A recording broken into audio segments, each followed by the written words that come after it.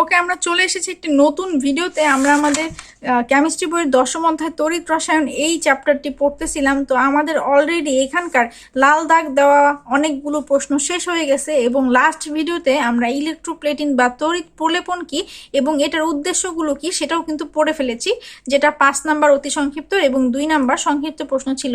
তো আজকের ভিডিওটিতে আমরা আরেকটি গুরুত্বপূর্ণ টপিক শেষ করব, যেটা হলো গ্যালভানাইজিং কি এবং এই গ্যালভানাইজিং এর গুরুত্বটা কি সেটা আমরা এই ভিডিওতে শিখে ফেলবো। তো এই ভিডিওতে আমরা গ্যালভানাইজিং সম্পর্কে জানবো। তো এই গ্যালভানাইজিং বোঝার আগে আমরা আগের ভিডিওতে যা শিখেছিলাম ইলেকট্রোপ্লেটিং, এটা সম্পর্কে একটু আরেকবার রিকল করে আসি, এটা একটু রিভাইজ দিয়ে আসি। সেটা ছিল এরকম একটা ব্যাপার যে আমাদের তড়িৎ বিশ্লেষণ যে প্রক্রিয়াটা আমরা অলরেডি দেখে ফেলেছিলাম, যে সেটা হলো আমাদের একটা পাত্রে আমরা কি করি, সোডিয়াম ক্লোরাইডের কিংবা যে কোনো একটা পদার্থের বা যে কোনো একটা দ্রবণ নিয়ে থাকি, কোনো একটা ধাতু মিশ্রিত কোনো একটা পদার্থের দ্রবণ নিয়ে থাকি।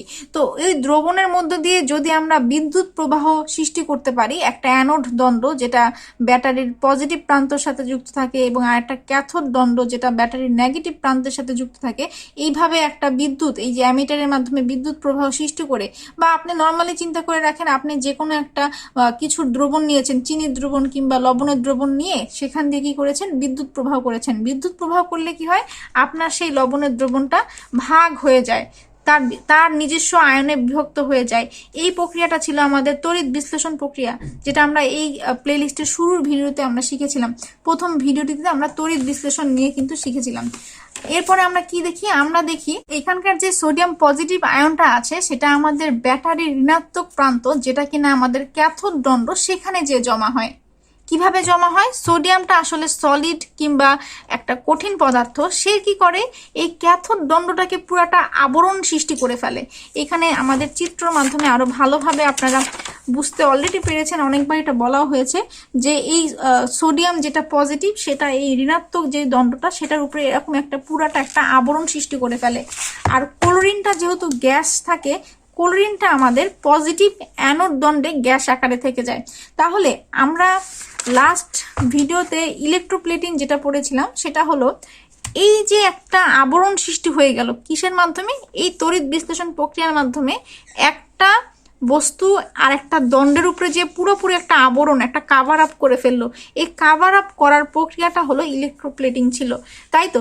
তাহলে আমরা এখন দেখি গ্যালভানাইজিংটা কি। গ্যালভানাইজিংও সেম ইলেকট্রোপ্লেটিংই, কিন্তু এটা নির্দিষ্ট একটা পদার্থের ইলেকট্রোপ্লেটিং। কি পদার্থের? এটা শুধু লোহা এবং ইস্পাতের উপরেই ব্যবহার করা হয়। লোহা এবং ইস্পাতকে রক্ষা করার জন্য এটার উপর যদি আপনি দস্তা কিংবা জিঙ্ক, যেটাকে আমরা JN দ্বারা চিনি, যদি শুধু জিঙ্কের প্রলেপই দেন, এই জিঙ্কের প্রলেপ দেওয়াটাকেই আমরা আসলে গ্যালভানাইজিং বলি। দেখেন গ্যালভানাইজিং লাস্টে কিন্তু জিঙ্ক কথাটা অলরেডি আছে। তো galvanising is one kind of electroplating প্রক্রিয়া। এই প্রক্রিয়ায় কিন্তু ইলেকট্রোপ্লেটিং এর মধ্যে সব কিছু ছিল। একটা আমি উদাহরণ দিয়েছিলাম যে এমিটি স্বর্ণের উপর স্বর্ণের প্রলেপ, রূপার উপর স্বর্ণের প্রলেপ, বা যে কোনো জিনিসের উপর যে কোনো জিনিসের প্রলেপ হতে পারে। কিন্তু গ্যালভানাইজিং জাস্ট নির্দিষ্ট করে দিয়েছে যে আপনাকে অবশ্যই লোহার উপর কিংবা ইস্পাতের উপর দস্তা, যেটার রাসায়নিক নাম হলো জিঙ্ক, এই যে জিঙ্ক JN, জিঙ্ক, এটার প্রলেপ দেওয়াটাকেই, জিঙ্ক ধাতুর একটি প্রতিরক্ষামূলক স্তর দেওয়ার যে প্রক্রিয়াটা, সেই প্রক্রিয়াটাই কিন্তু গ্যালভানাইজিং প্রক্রিয়া।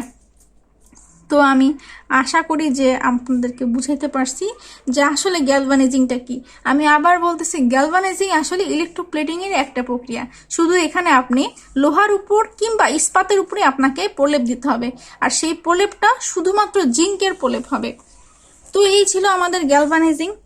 তো এখন আমরা দেখবো যে আসলে গ্যালভানাইজিং এর গুরুত্বটা কি বা এটার ইম্পর্টেন্সটা কি।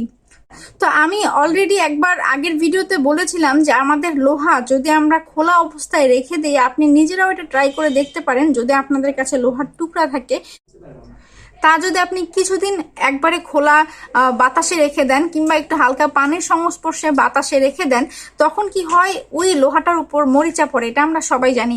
এবং সেই মরিচা পড়ার বিক্রিয়াটা কিছুটা এরকম, 4 অণু আয়রন, এটার সাথে 3 অণু অক্সিজেন এবং কিছু পানির অণু বিক্রিয়া করে এরকম ফেরিক অক্সাইড তৈরি হয়ে যায়। তো এইভাবে আয়রন, অক্সিজেন এবং পানির সাথে বিক্রিয়া করে ফেরিক অক্সাইড তৈরি করে, যেটার সংকেত এরকম ঠিক আছে, আমি আরেকবার বুঝাই দিই আসলে কি হচ্ছে। একটু ইজিলি দেখেন, এই সমীকরণটা লিখতে পারলে কিন্তু নাম্বার পাওয়ার প্রবণতা, নাম্বার পাওয়ার চান্স বেশি বেড়ে যাবে। তো 4 অণু আয়রন, 3 অণু অক্সিজেন এবং কিছু এন দ্বারা বুঝাইছে আসলে কিছু পানির অণু বেশি কম হইতে পারে, সেটা ফ্যাক্ট না। তাহলে আপনার কি হবে, 2 অণু ফেরিক অক্সাইড, আয়রনের নিচে 2 এবং অক্সিজেনের নিচে 3, 2 অণু ফেরিক অক্সাইড তৈরি হবে। এটাই কিন্তু আসলে মরিচা। এটার সাথে কিছু পানিও লেগে থাকবে, দেখবেন যে লোহার উপরে কিছু হালকা হালকা পানিও লাগা আছে। তাহলে এইটা হলো আমার মরিচা। তাহলে আমরা বুঝতে পারলাম যে আয়রনটা নর্মাল টেম্পারেচারে অক্সিজেনের সাথে পানির সাথে একা একাই বিক্রিয়া করে এরকম মরিচা ধরায় ফেলায়, এবং এই মরিচা ধরার কারণে কিন্তু আপনার লোহাটা কি হয়ে যাবে, লোহাটা ক্ষয় হয়ে যাবে, তাড়াতাড়ি ক্ষয় হয়ে নষ্ট হয়ে যাবে। তো এখন দেখেন গ্যালভানাইজিং এর গুরুত্ব কি লেখা আছে। এখানে বলা আছে উপরের বিক্রিয়া আমরা দেখাই দিছি যে আয়রন বা লোহা খুব সহজে বাতাস এবং পানির সংস্পর্শে এসে মরিচা তৈরি করে, যা লোহার ক্ষয়ের জন্য দায়ী। গ্যালভানাইজিং জিঙ্কের প্রলেপ দেওয়ার মাধ্যমে লোহাকে টেকসই রাখে। এটাই হলো আমার গ্যালভানাইজিং এর গুরুত্ব। তাহলে গ্যালভানাইজিং কি করে, এই যে লোহাটা আছে, লোহাটার উপর একটা জিঙ্কের প্রলেপ দিয়ে দিবে, জিঙ্ক দিয়ে পুরো লোহাটাকে কাভার করে ফেলবে, যার ফলে আপনার লোহাটা বাতাসের কিংবা আমাদের পানির সংস্পর্শে আসতে পারবে না, মরিচাও পড়বে না। ক্লিয়ার? কাহিনী শেষ। আরো কি লেখা আছে, এর ফলে লোহা বা ওই ধাতুটি অনেক বছর টিকবে, বারবার রং বা মেরামত করতে হবে না, ঠিকও করতে হবে না, একবার ভালোভাবে রং করলে সারা জীবন ওই ভিতরের যে লোহাটা আছে সেটা কিন্তু একটা সেফ পরিবেশে থাকবে। এবং এটাই আপনাদের গ্যালভানাইজিং বলছে। আমি শেষবার বলতেছি, গ্যালভানাইজিং আসলে ইলেকট্রোপ্লেটিংই ছিল, একটা ধাতুর উপর আরেকটা ধাতুর প্রলেপই ছিল, কিন্তু এখানে আমাদের জাস্ট নির্দিষ্ট করে দিছে যে গ্যালভানাইজিং আসলে লোহা কিংবা ইস্পাত, লোহা হইতে পারে কিংবা ইস্পাতের উপর আপনাকে শুধুমাত্র জিঙ্কের বাংলার নাম দস্তার রাসায়নিক নাম জিঙ্ক, এই জিঙ্কের প্রলেপ দিলেই গ্যালভানাইজিং, এই জিঙ্ক থেকে এখানে জিঙ্ক নামটা আসছে। আবার বলতেছে সংজ্ঞাটা, মরিচা বা ক্ষয় থেকে রক্ষা করার জন্য লোহা বা ইস্পাতের উপর জিঙ্ক কিংবা দস্তা মনে না থাকলে জিঙ্ক এটাই লিখতে পারেন, দুইটা আসলে একই জিনিস। দস্তা বা জিঙ্ক ধাতুর একটি প্রতিরক্ষামূলক স্তর, যে প্রক্রিয়ায় দিয়ে থাকবেন সেই প্রক্রিয়াটাই হলো আমাদের গ্যালভানাইজিং প্রক্রিয়া। তো এটা খুবই সহজ একটা কোশ্চেন ছিল, এবং এই কোশ্চেন কিন্তু অনেকবার বোর্ডে এসেছে, এবারও আসার চান্স আছে। তো আমি আশা করি যদি এই ইলেকট্রোপ্লেটিং কিংবা এই গ্যালভানাইজিং যদি আপনাদের আসে, আপনারা খুব সহজেই কোশ্চেনটা অ্যান্সার করতে পারবেন ইনশাল্লাহ। তো আমরা নেক্সট ভিডিওতে আমাদের এই দশম অধ্যায় তড়িৎ রসায়নের সর্বশেষ এবং সবথেকে বেশি ইম্পর্টেন্ট যে রচনামূলক প্রশ্ন আছে, যেটা হলো ফ্যারাডের প্রথম এবং দ্বিতীয় সূত্রের গাণিতিক ব্যাখ্যা সহ বর্ণনা, এই প্রশ্নটা সলভ করার মাধ্যমে পুরো চ্যাপ্টারটা শেষ করে ফেলবো ইনশাল্লাহ। তো ততক্ষণ পর্যন্ত আমরা ভালো থাকবো, সুস্থ থাকবো এবং কেমিস্ট্রি বেশি বেশি করে পড়াশোনা করতে থাকবো, যেহেতু আমাদের পরীক্ষার একবারে কম সময় বাকি আছে, একদম সময় নেই বললেই চলে। জানুয়ারির 4 তারিখ থেকে কিন্তু ফাইনাল এক্সাম। তো আল্লাহ হাফেজ, আজকের ভিডিও এই পর্যন্তই। সবাই আমার জন্য অবশ্যই অনেক দোয়া করবেন। আল্লাহ হাফেজ।